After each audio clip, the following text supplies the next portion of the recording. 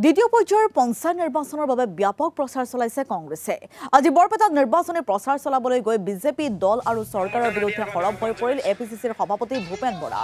তেওঁ কয়, কংগ্ৰেছৰ শক্তি দেখি বৰপেটাত যুঁজিবলৈ সাহস কৰা নাই বিজেপিয়ে। অসম এতিয়া 100 সমস্যাৰে জৰ্জৰিত। নিবনুৱা সমস্যা, ঔষধৰ দাম বৃদ্ধি, বিদ্যুতৰ সমস্যা আদিয়ে জনতাক জুৰুলা কৰিছে। কিন্তু সমস্যাৰ সমাধান নাই বিজেপি চৰকাৰৰ হাতত। ইফালে গৌৰৱ গগৈৰ বহু চৰ্চিত পাকিস্তান ভ্ৰমণ সন্দৰ্ভতো মুখ্যমন্ত্ৰীৰ সমালোচনা ভূপেন বৰাৰ। দেওবাৰৰ পাকা বেতবাৰীৰ নিৰ্বাচনী সভাত লগতে উপস্থিত থাকে এপিচিচিৰ কাৰ্যকৰী সভাপতি জাকিৰ হুছেইন সিকদাৰ। কংগ্ৰেছ বিৰোধী বক্তব্য কেইজনমান নেতাৰ একেই বক্তব্য। মুখ্যমন্ত্ৰীয়ে কয় অসমত কংগ্ৰেছ নাই, আৰু আমাৰ ৰাইজৰ দলৰ সভাপতিয়ে কি বুলি কয় যে 26ত কংগ্ৰেছ নাইকিয়া কৰি দিম। শব্দবিলাক একেবিলাকে, বাক্যৰ গাঁথনিটো বেলেগ বেলেগ।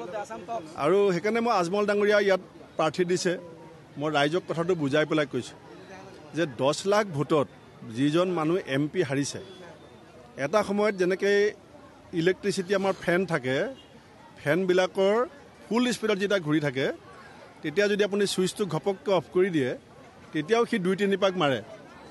এতিয়া ARDFৰ ছুইচটো গোটেই ধুবুৰী বৰপেটাৰ ৰাইজে যোৱা পাৰ্লিয়ামেণ্ট ইলেকশ্যনত অফ কৰি দিলে। এতিয়া অফ কৰি দিয়াৰ পাছত স্পীডত ঘূৰা ফেনৰ যেনেকৈ পাংখাটো 2 পাকমান মাৰে, তেনেকৈ পঞ্চায়তত ARDFৰ কেন্দ্ৰসকলেও 1 পাক 2 পাক মাৰিছে। ফলাফল একো নহয়। ইয়াত আমাৰ ছদ্মবেশী হয়েই, কাৰণ এইটো অঞ্চলৰ ৰাইজ ধৰ্মনিৰপেক্ষ ৰাইজ। ইয়াত বিজেপি কিয় খেলা নাই? বিজেপি অসম চৰকাৰ নহয় জানো?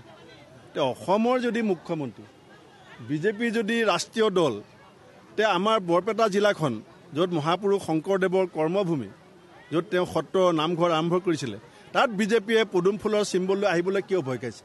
আৰু আপুনি ভাবে নেকি যে য'ত বিজেপি নাযাব তাত তেওঁলোকে কংগ্ৰেছক সহজে ৱাক অভাৰ দিব? বিজেপিৰ বিকল্প হৈ কংগ্ৰেছৰ বিৰুদ্ধে যিয়ে আহিছে সেয়াই ছদ্মবেশী বিজেপি।